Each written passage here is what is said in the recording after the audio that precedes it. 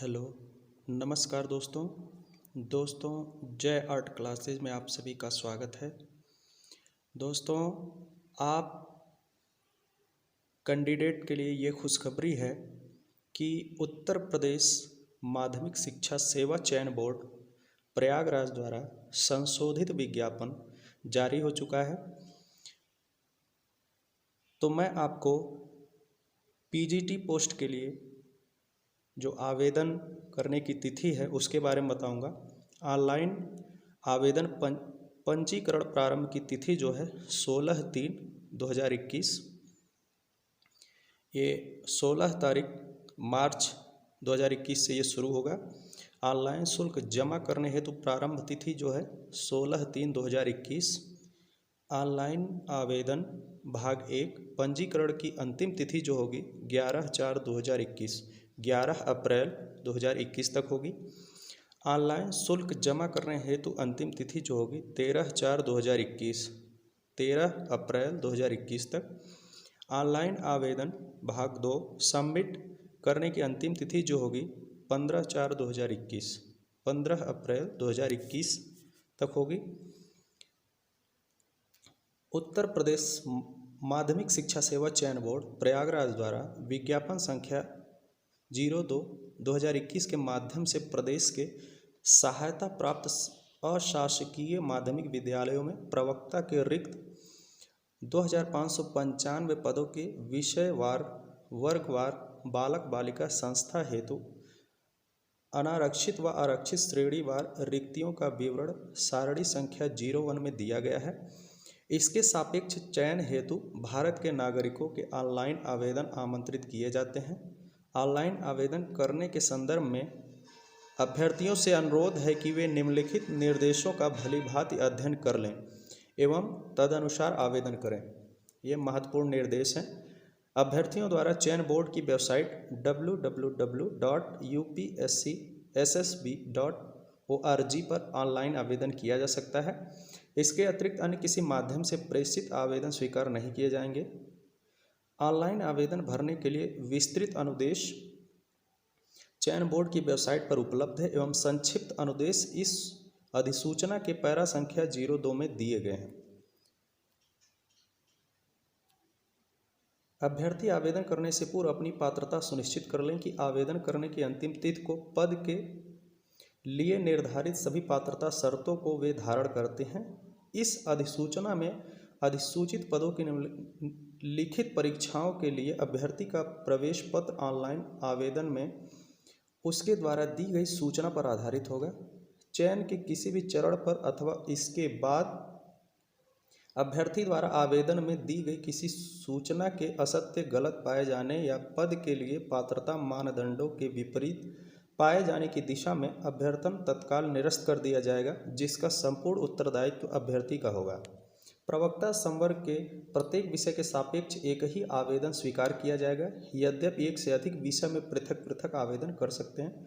दोस्तों, मैं आपको यहाँ बता दूँ कि आप एक सब्जेक्ट से एक ही बार फॉर्म भर सकते हैं। अगर आप अलग अलग सब्जेक्ट में फॉर्म भरना चाहते हैं तो वो आप भर सकते हैं, लेकिन एक ही सब्जेक्ट में 2 बार आप फॉर्म नहीं भर सकते। विज्ञापित पदों की संख्या घट अथवा बढ़ सकती है। जो भी विज्ञापन जारी किया गया है उसमें जो सीट है वो घट और बढ़ सकती है। भाषा संबंधी प्रश्न पत्र उसी भाषा में होंगे, यथा हिंदी का प्रश्न पत्र हिंदी में, संस्कृत का प्रश्न पत्र संस्कृत में, अंग्रेजी का प्रश्न पत्र अंग्रेजी में तथा उर्दू का प्रश्न पत्र उर्दू में होगा। लिखित परीक्षा में ऋणात्मक अंक नहीं होंगे। जो लिखित परीक्षा होगी उसमें माइनस मार्किंग नहीं है। किसी भी आरक्षण का लाभ उत्तर प्रदेश के निवासी के लिए ही अनुमान्य है। जो उत्तर प्रदेश के निवासी हैं उन्हीं को ये छूट मिलेगा। आर्थिक रूप से कमजोर वर्ग EWS के अभ्यर्थियों हेतु 10% आरक्षण का प्रावधान है। यहाँ पे बहुत सारा यहाँ पे दिया हुआ है, आप इसे देख लेंगे। ऑनलाइन आवेदन करने संबंधी संक्षिप्त अनुदेशन यहाँ पे दिया है। प्रथम चरण कैंडिडेट रजिस्ट्रेशन किस तरह से होगा उसे आप देख लेंगे।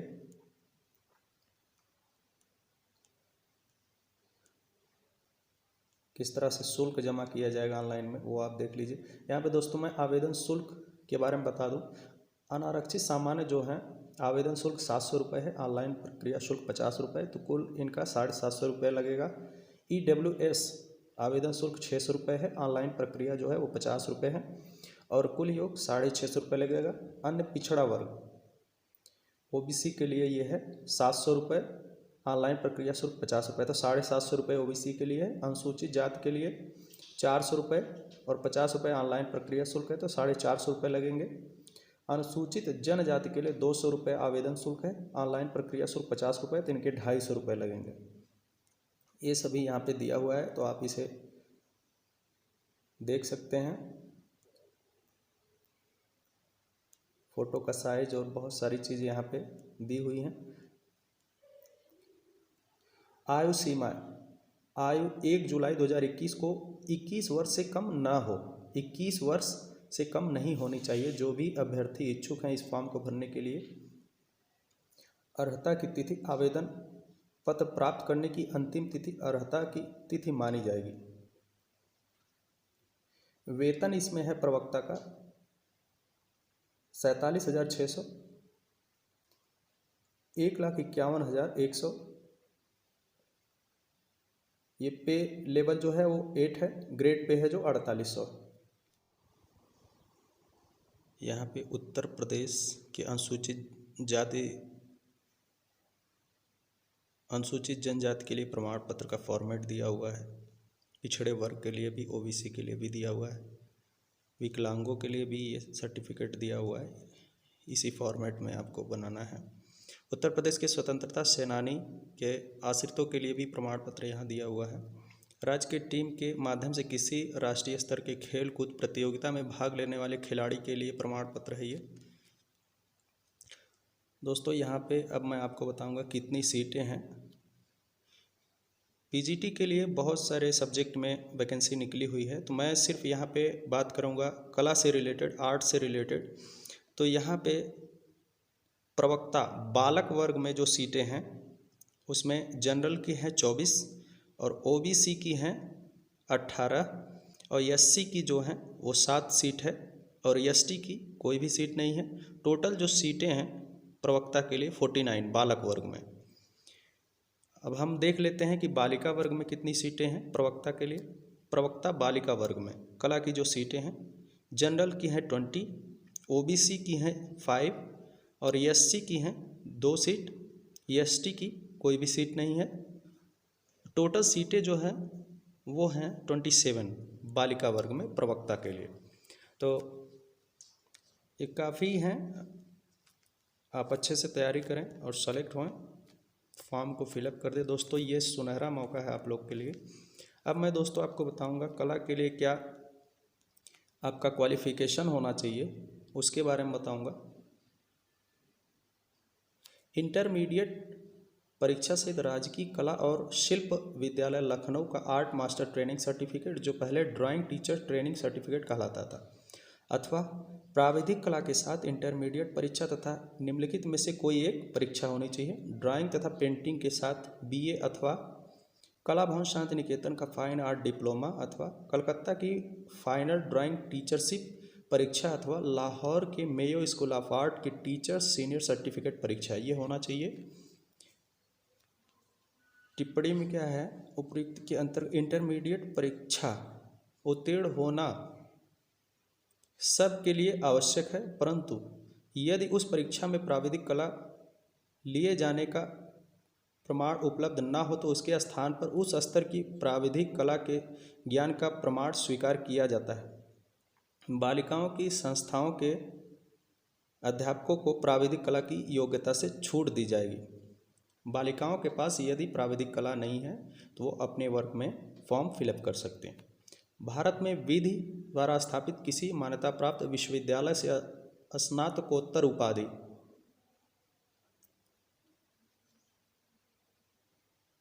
संस्कृत में ये अलग है। मैं सिर्फ आपको आर्ट के बारे में बताऊंगा दोस्तों। तो ये आपकी वरीयता थी जिसके आधार पर आप प्रवक्ता के लिए यूपी में फॉर्म को अप्लाई कर सकते हैं। ये बहुत ही अच्छा मौका है। जो कैंडिडेट प्रवक्ता के लिए तैयारी कर रहे हैं, टीजीटी पीजीटी उत्तर प्रदेश में कला शिक्षक बनना चाहते हैं, उनके लिए ये सुनहरा मौका है। वो इस फॉर्म को फिलअप करके एग्ज़ाम दे करके वो टीचर बन सकते हैं। यहाँ पे बहुत ही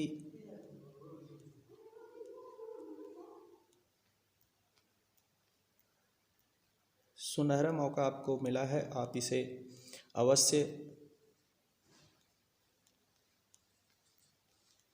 यूज़ करें दोस्तों, क्योंकि वैकेंसी जल्दी नहीं आती है। तो आप अच्छे से तैयारी करके अपना एक सीट पक्का कीजिए और अधिक से अधिक लोगों का सिलेक्शन हो इसमें। तो दोस्तों, यदि हमारा ये वीडियो आपको अच्छा लग रहा है तो हमारे चैनल को ज़्यादा से ज़्यादा लाइक, सब्सक्राइब और शेयर करें। हमारे यूट्यूब चैनल पर कमेंट करके बताएं कि आपको ये वीडियो कैसा लग रहा है।